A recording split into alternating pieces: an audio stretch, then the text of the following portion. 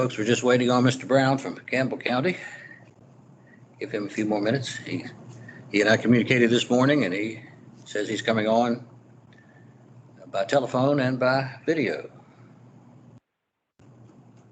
Would you want me to give him a call just to? Well, let's give him another minute or two before we reach out.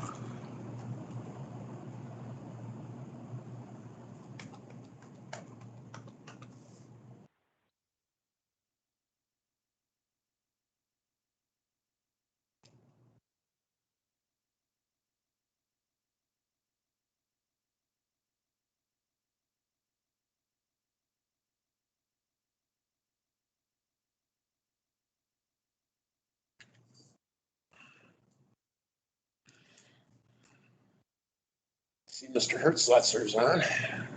Mr. Hertzler is here, yes.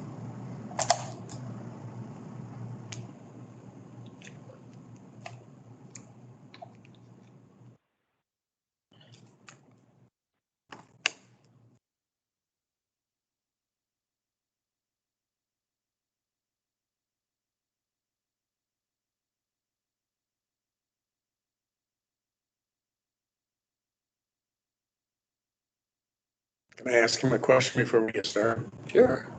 Mr. Hertzler, are you on? Yeah. John Hinkle, Appomattox County. I'm friends with one of your employees by the name of Shane Martin. Oh, yeah. Yeah. Shane's a good guy. Yeah, he is. Maybe go ahead, reach out to Mr. Brown and give him a call. Do you have a number for him or I can get it? Oh, no.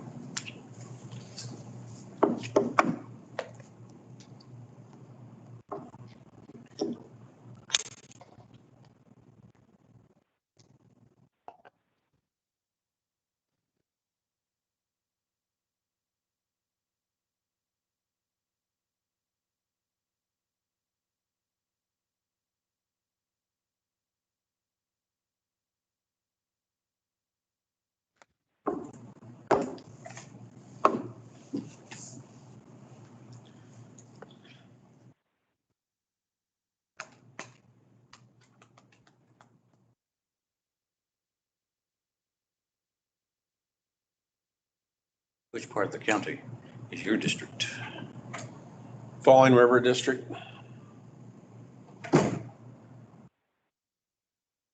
didn't realize how big it was until I started getting my petition signed. Like, whoa. Most rural parts are spread out. Magisterial districts.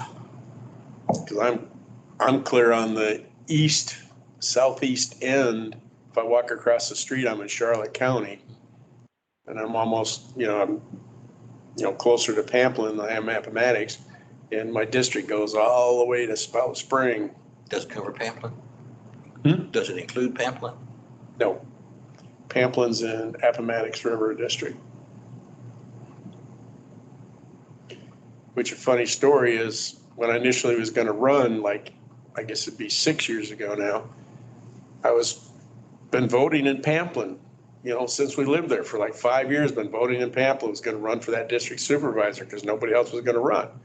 And I go down and file my paperwork and the registrar points to a map. She says, well, you live here, don't you? I says, who told you I live there? They did. And she couldn't tell me who they was. And I said, well, I'm sorry, I live on this side of the creek. Oh, well, you're not in Appomattox County. District, you're in Falling River District. There was already 2 people running for Falling River at the time, so I just. Did you have to change your voting precinct? Oh, yeah, she Yeah. went and sent me a new voting document or new registrar. The county spends how much money on that GS where you can go up online and it pins point. It has me in the right place, Interesting.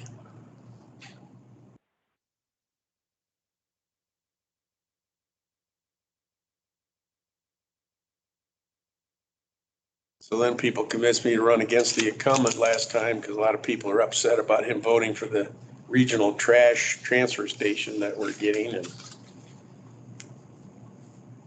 it was a surprise to everybody that I won, because number one, I was an outsider, and everybody kept saying, you know, you're not from here, nobody's gonna vote for you.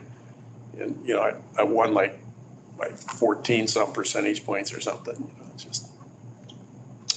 You must have worked a little bit hard to Yeah. meet some folks. I was out knocking on doors and had signs out and everything. He had one sign, and it was in his mother's front yard. I haven't heard anything more about the trash transfer station. Anything, any activity on that? Other than Campbell County suing us? No. They started to stake out, there's gonna be what they call a convenience center right there on 460. Right. They have started staking that out because they can do that without getting some other permits that they're waiting on. So. Well, that's But good. I don't know. That's good. The residents don't think so. And I wonder how much of a traffic hazard that'll be, because it's right on 460. And people come down through there, it's like 70, 75 miles an hour, you know.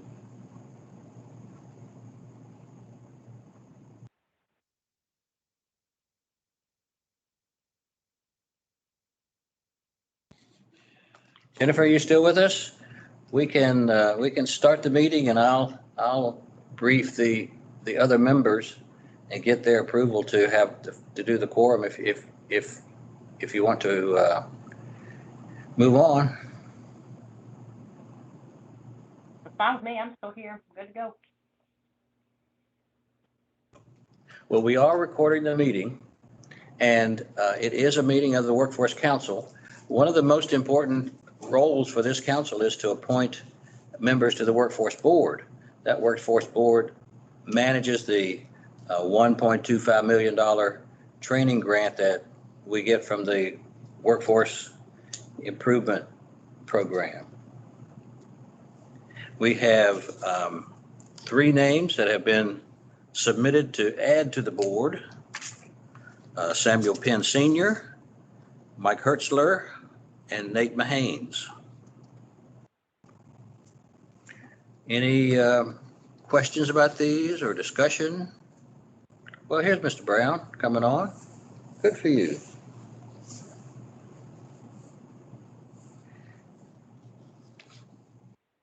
These will serve the first 2, Mr. Penn and Mr. Hertzler, will serve a term, full 3-year term, starting now through 2024.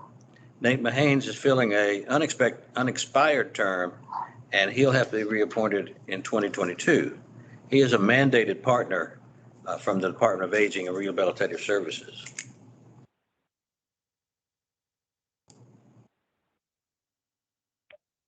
Do you need a motion to add them to the? Yes, we do. Yes, we do. All right. I'll make a motion that we add Samuel Penn Sr., Michael Hertzler, and Nate Mahanes to the Workforce Development Board. Thank you. Second. Any discussion? And Mr. Brown, can you hear us okay?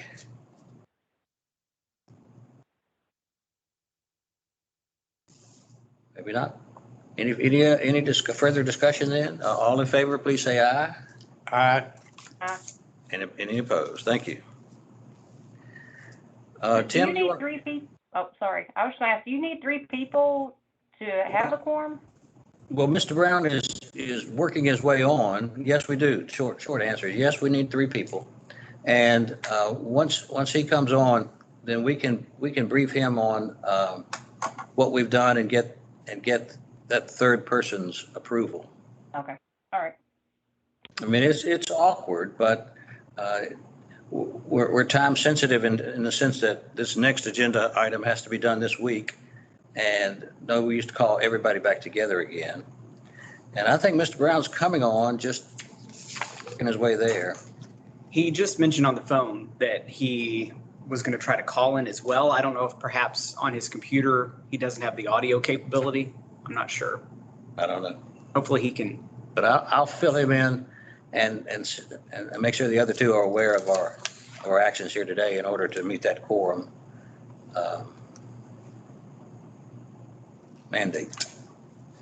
Tim, talk about number 3 and the board members for the 21-22 session and the certification. Sure. So each year, the chief elected officials, you all have to approve the full list of board members that we send to the state. This is what we send to the Virginia Community College system to demonstrate that we are in compliance, that our board members represent both the business community, our mandated partners, and other community-based organizations. Also, that we have the appropriate representation from labor, registered apprenticeships, and community-based organizations. So you should have received the full list.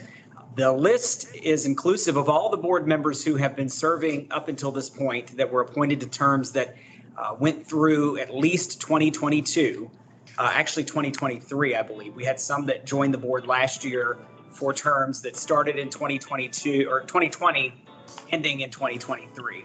The 3 new board members that you just approved, I have them on the list, well, 2 of the 3 on the list for terms that will last from 2021 till 2024. Thank you for calling Brown Machine Works. We are currently helping Sounds like others Mr. Brown's at this audio time. is. To reach Kenny, press 2. David, press 3. To reach Sharon, press 4. Do you want me to To continue? reach Kathy, press 5. Harley, press 6.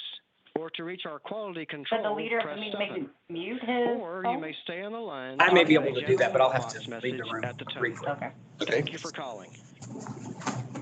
Actually, I might be able to do it here.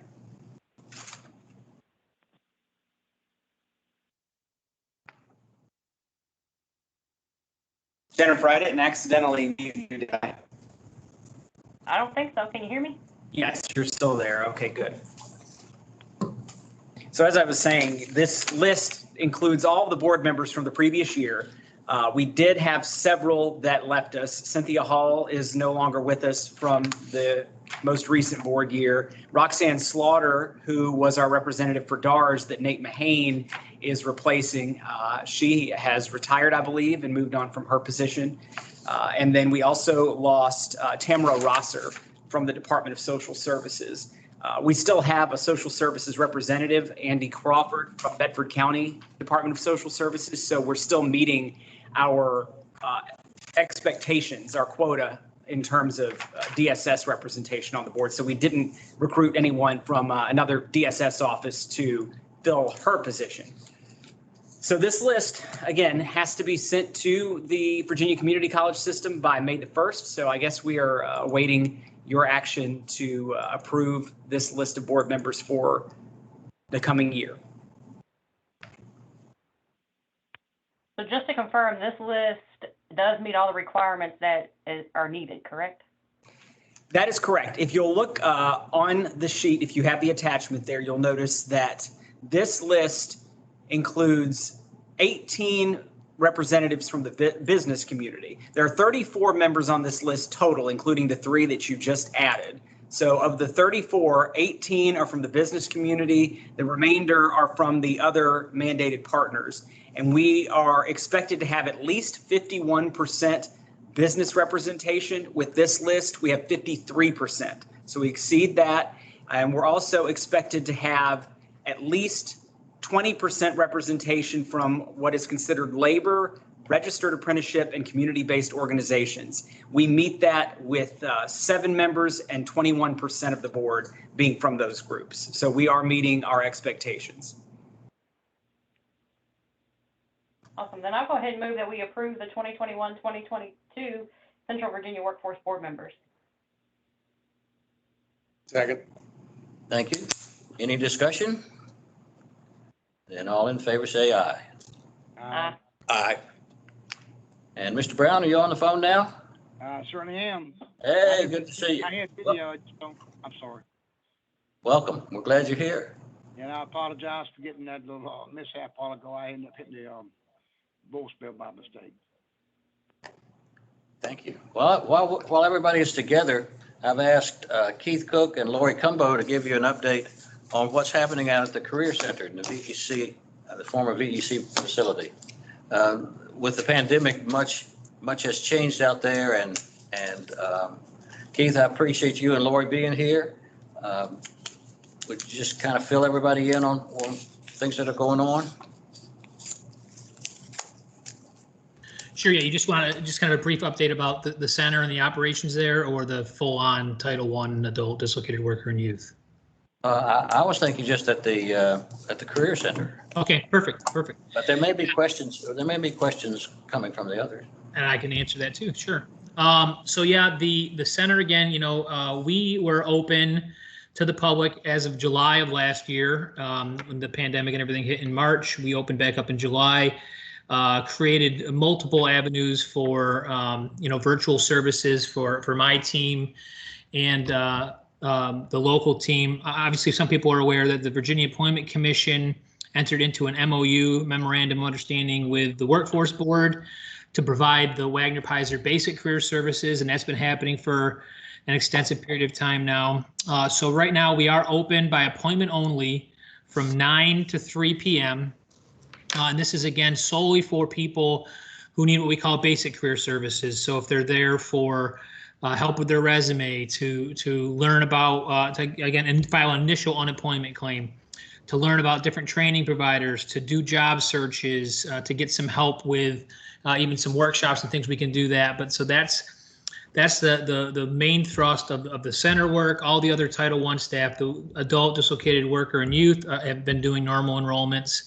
And right now we connect all the partners virtually. We don't really have any other partners other than VEC staff on site with us. Some of them are just still closed. DARS, for example, that Gary mentioned earlier, they've just now kind of opened up and are actually starting to do appointments in person. And so hopefully we'll get a presence back there. But again, so we created an online appointment system. We have a lot of, obviously all the protocols in place for COVID. And so to be honest though, the numbers are low. The people that are coming in are relatively low. Sadly, most people who are reaching out to us right now are still just trying to get help getting their unemployment. If they have an issue with a claim, they want help with that. And again, there's no local help for that. It's an email or a phone number. And we would love to see an uptick in people actually pursuing employment. Tons of employers, and Tim, is on the same soapbox with me everywhere we go with this. Lots of employers looking for people, not a lot of people looking for work. There is a change coming starting here the end of May. The work search requirement will be back in place for people with unemployment claims. That has been waived this whole time. So people who have a weekly claim will be required to report at least 2 job searches like they used to in the old days. So I think that will probably increase traffic significantly. By June, we will be open actually over 36 hours. I think it'll actually end up being. We'll go from 8:30 to 3.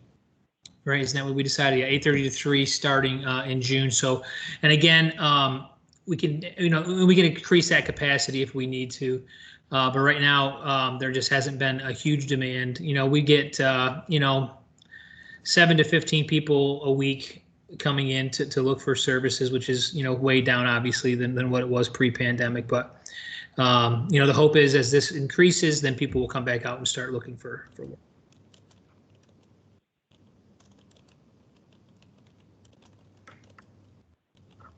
Thank you, Lori. Do you have anything to add to what Keith said?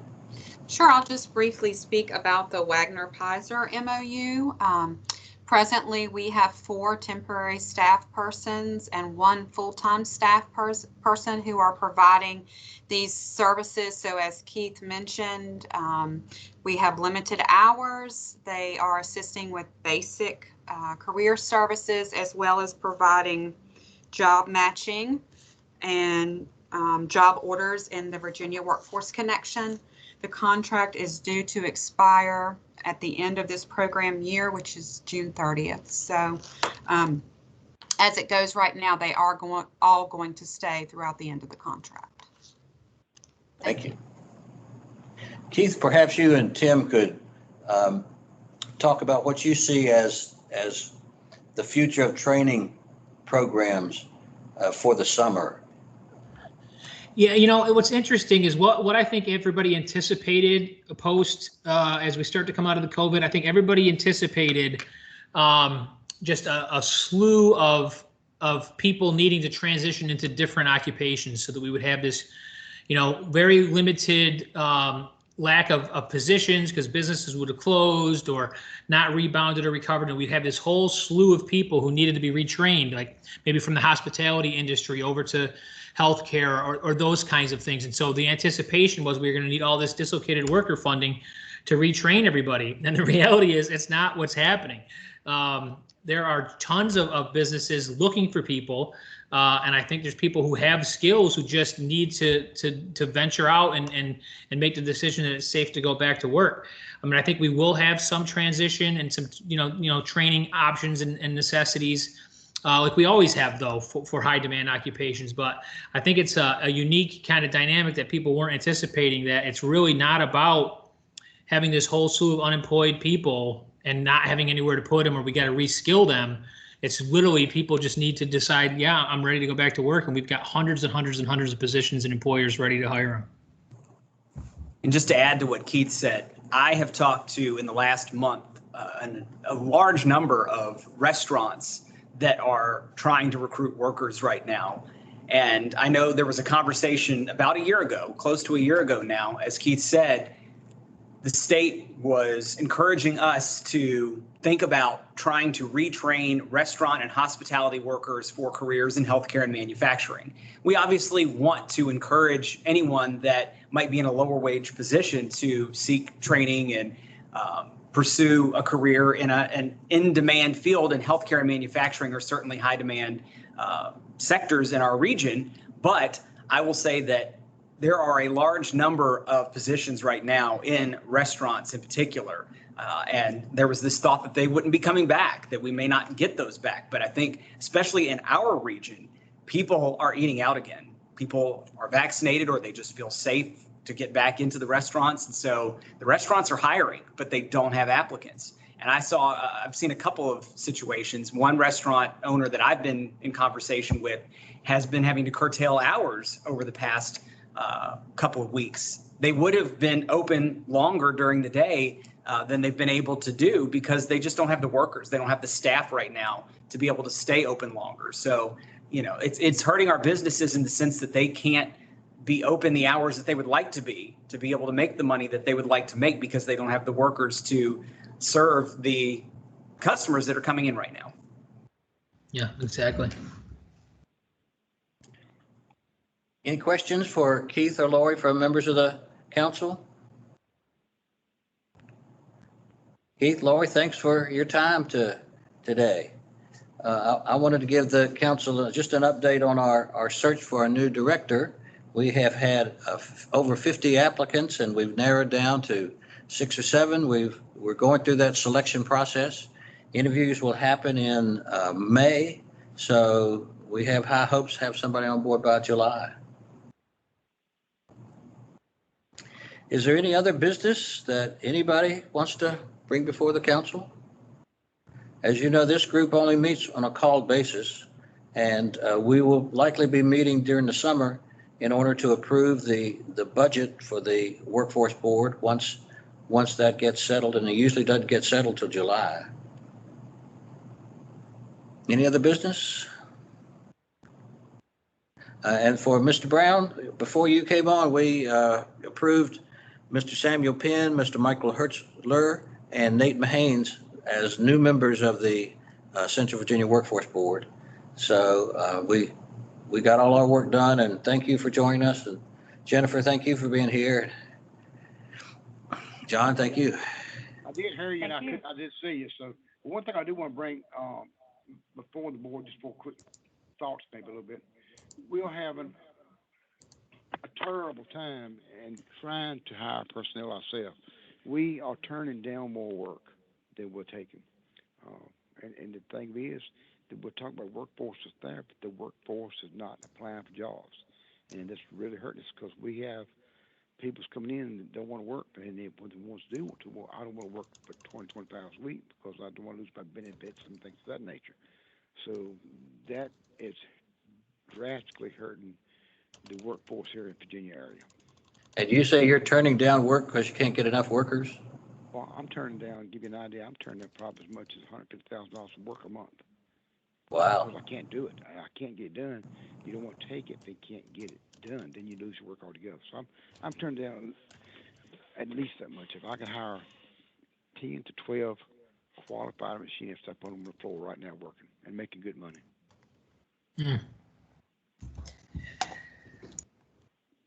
Gary, can I say something to Mr. Brown's point? We are planning to have a face-to-face job fair in Campbell County and Brookneal. So I definitely would like to talk to you about participating in that if you would like, so that you can hopefully recruit some workers through that event. I would love to. I would love. Anything else? Folks, thanks for your time today. We will pass this along to the governor for his signature and start the new year. Sounds great. Thank you for your work. All right, you folks have a Thank good you, care. Gary. Thank you. Thank you, Keith. Thank you for coming in. Yep. Yeah, I was reading an article, news where